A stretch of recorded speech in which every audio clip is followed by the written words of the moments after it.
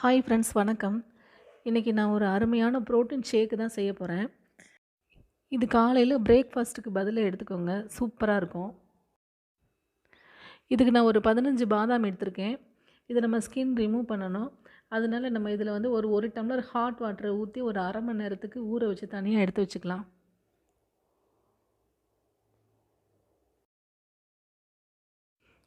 பத்து டேட்ஸ் எடுத்திருக்கேன். டேட்ஸில் உள்ள சீட்ஸ்லாம் ரிமூவ் பண்ணிக்கலாம்.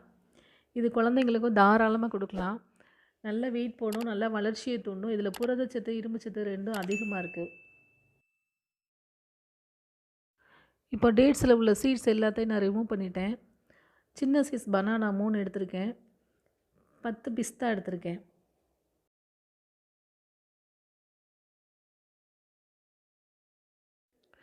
இப்போ பேரிச்சம்பழத்தையும் பிஸ்தாவையும் ஒரு பவுலில் சேர்த்துக்கலாம். இது கூட நல்ல காய்ச்சின கொதிக்கிற பாலாக இருக்கணும். அதை 1 டம்ளர் எடுத்து இது கூட சேர்த்துருங்க. சேர்த்து இது ஒரு அரை மணி நேரம் இது தனியாக ஊறட்டும்.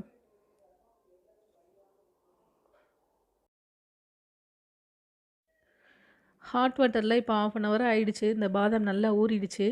இப்போ நம்ம இதோட ஸ்கின்னை ரிமூவ் பண்ணி இதை தனியாக எடுத்துக்கலாம். நீங்கள் தேவைன்னா பாதாமை நைட்டே ஊற வச்சுக்கலாம். அது இன்னும் கொஞ்சம் உங்களுக்கு ஈஸியாக இருக்கும்.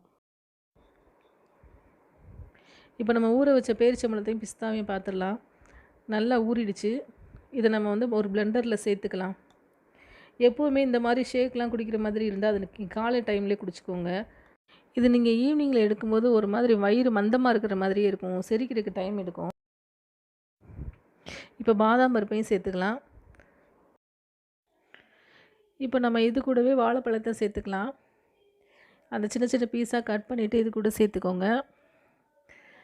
இதில் டேட்ஸ்லேயும் சுகர் இருக்குது, பனானாலேயும் சுகர் இருக்குது. அதனால் நம்ம இதில் எக்ஸ்ட்ராவாக சுகர் எதுவும் ஆட் பண்ண தேவையில்லை.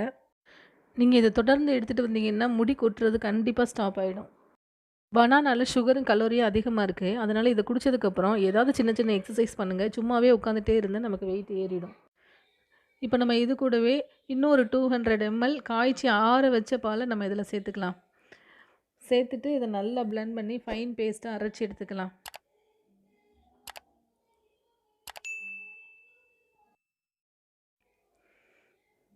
இப்போது நல்லா பிளெண்ட் ஆகிடுச்சு. இப்போ இது கூட நம்ம ஒரு 1/2 டீஸ்பூன் ஏலக்காய் பொடி சேர்த்துக்கலாம். மறுபடியும் ஒரே ஒரு தடவை மட்டும் அரைச்சி எடுத்துக்கலாம். இப்போ சூப்பரான ப்ரோட்டீன் ஷேக் ரெடி ஆயிடுச்சு. இது நீங்கள் மார்னிங்கில் பிரேக்ஃபாஸ்ட்டாக அதை எடுத்துக்கோங்க. பிரேக்ஃபாஸ்ட்டும் எடுத்துகிட்டு இதையும் சாப்பிட்டிங்கன்னா ரொம்ப வெயிட் போட்டுரும். ஓகே, இப்போ இந்த ட்ரிங்க் ரெடி ஆகிடுச்சு. நான் ஜஸ்ட்டு கார்னிஷ் பண்ணுறதுக்காக வேண்டி தான் நான் பாதாம் பருப்பை நான் இதில் சேர்த்துருக்குறேன். இது ஸ்கின் நீக்காமல் இருக்குது. நீங்கள் ஸ்கின் நீக்காமல் இதை சாப்பிடாதீங்க. இதை நான் குழந்தைங்களுக்கு தான் கொடுக்க போகிறேன். அவங்க குடிச்சிட்டு நல்லா விளையாட ஆரம்பிச்சிருவாங்க. அதனால் அவங்களுக்கு ஒன்றும் பிரச்சனை இல்லை. ஓகே ஃப்ரெண்ட்ஸ், இந்த வீடியோ பிடிச்சிருந்துச்சுன்னா நம்ம சேனலை லைக் பண்ணுங்கள், ஷேர் பண்ணுங்கள், சப்போர்ட் பண்ணுங்கள். நன்றி.